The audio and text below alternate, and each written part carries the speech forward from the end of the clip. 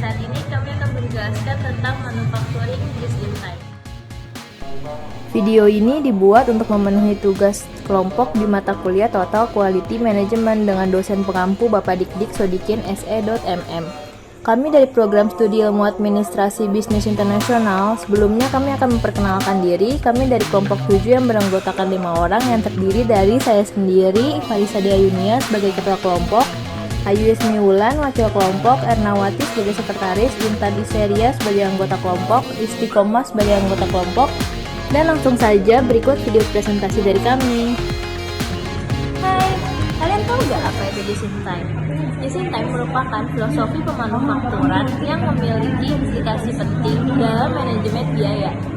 Ide dasar GIT sangat sederhana, yaitu produksi hanya apabila ada permintaan atau full system, atau dengan kata lain, produksinya mengikuti sesuatu yang diminta atau hanya sebesar kualitas yang diminta. Istilah just in time dalam bidang manufacturing diperkenalkan pada tahun 1970-an sebagai filosofi baru yang tidak terlepas dari sukses besarnya industri otomotif Toyota Motor Company. Konsep Toyota Production System disusun dan dikembangkan berdasarkan keyakinan bahwa daya saing akan semakin meningkat apabila perusahaan mampu memerangi pemborosan atau waste. Hai teman-teman, aku sekarang punya kuis. Siapa yang tahu 8 kunci utama dari just in time? Di sini saya akan menjawab pertanyaan dari Dea mengenai 8 kunci utama JIT. 1. Menghasilkan produk yang sesuai dengan jadwal yang didasarkan pada permintaan. 2. Memproduksi jumlah kecil. 3. Menghilangkan pemborosan. 4. Memperbaiki aliran produksi. 5. Menyempurnakan kualitas produksi. 6. Orang-orang yang tanggap. 7. Menghilangkan ketidakpastian. 8. Penekanan pada pemeliharaan jangka panjang.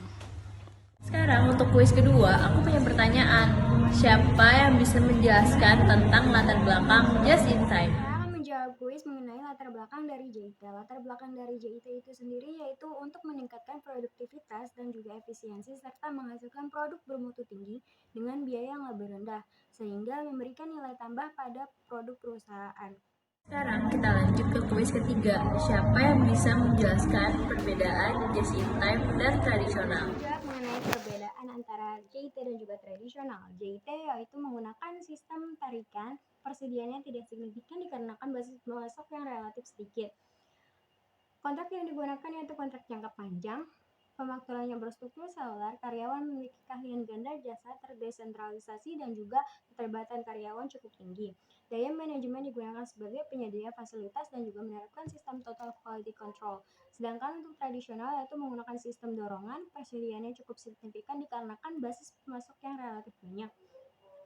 Kontrak yang digunakan yaitu kontrak jangka pendek, pemakmurannya berstruktur departemen, karyawannya tersentralisasi, jasanya juga tersentralisasi.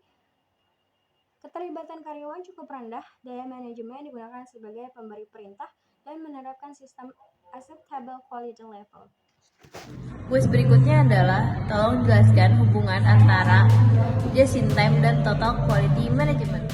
Saya akan menjawab kuis keempat, yaitu tentang hubungan antara JIT dan TQM.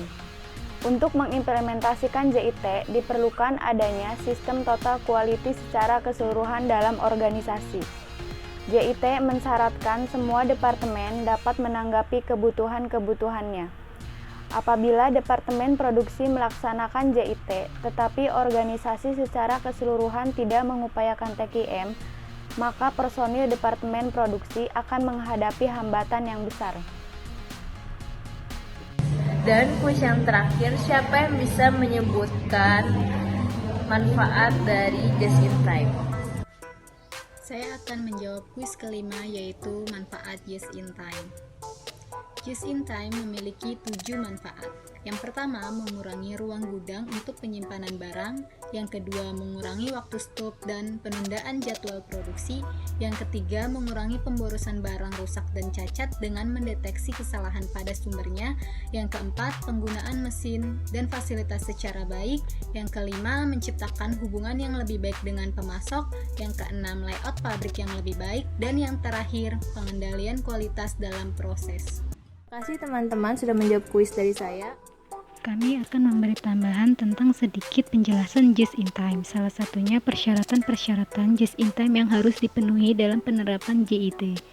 Yang pertama, organisasi pabrik dengan sistem JIT berusaha untuk mengatur layout berdasarkan produk. Semua proses yang diperlukan untuk membuat produk tertentu diletakkan dalam satu lokasi. Yang kedua, pelatihan atau tim atau keterampilan. JIT memerlukan tambahan pelatihan yang lebih banyak bila dibandingkan dengan sistem tradisional. Karyawan diberi pelatihan mengenai bagaimana mendapatkan perubahan yang dilakukan dari sistem tradisional dan bagaimana cara kerja JIT. Yang ketiga, visibilitas atau pengendalian visual. Salah satu kekuatan JIT adalah sistemnya yang merupakan sistem visual. Yang keempat, eliminasi kemacetan. Untuk menghapus kemacetan, baik dalam fase stup maupun dalam masa produksi, perlu dilakukan beberapa pendekatan yang melibatkan tim fungsi silang. Tim ini terdiri dari berbagai departemen, seperti perekayasaan, manufaktur, keuangan, dan departemen lainnya yang relevan. Yang kelima, ukuran lot kecil dan pengurangan waktu stup. Ukuran lot yang ideal bukan ukuran yang terbesar, tetapi ukuran lot yang terkecil. Pendekatan ini sesuai bila mesin-mesin digunakan untuk menghasilkan berbagai bagian atau komponen yang berbeda yang digunakan proses berikutnya dalam tahap produksi. Yang keenam, Total Productive Maintenance atau TPM, merupakan suatu keharusan dalam sistem JIT. Mesin-mesin membersihkan dan diberi pelumas secara rutin, biasanya dilakukan oleh operator yang menjalankan mesin tersebut. Dan yang terakhir, kemampuan proses, Statistical Process Control atau SPC, dan perbaikan berkesinambungan.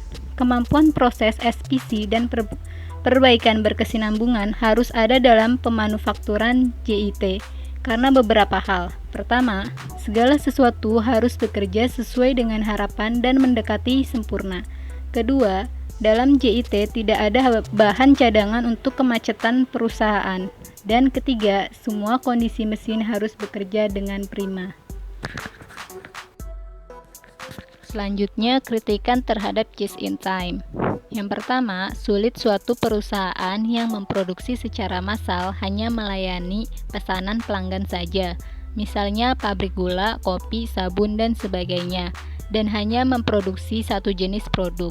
Yang kedua, dalam industri sulit sekali suatu tidak memiliki persediaan, khususnya yang bahan bakarnya impor. Yang ketiga, sulit dilakukan oleh pabrik-pabrik pada umumnya yang hanya memproduksi satu macam komoditi dengan teknologi khusus. Yang keempat, menempatkan karyawan pada keahlian khusus pada satu jenis produk tidak mudah dan mungkin biayanya mahal. Yang kelima, pada umumnya perusahaan disibukkan oleh kegiatan rutin memproduksi komoditi terus-menerus tanpa menghiraukan peningkatan keterampilan dan pengetahuan karyawan. Mereka lebih suka membajak karyawan lain yang sudah ahli sehingga tidak perlu mendidik dan melatih. Teknologi dan metode kerja tidak begitu mudah diganti. Yang keenam, karyawan pada umumnya bekerja atas dasar upah. Mereka bekerja bukan ingin merealisasikan bakat dan pengetahuannya, tetapi mencari upah. Jadi, mereka pada umumnya kurang peduli terhadap mutu produk. Sekian video dari kami, semoga bermanfaat untuk pembelajaran kedepannya. Terima kasih. Wassalamualaikum warahmatullahi wabarakatuh.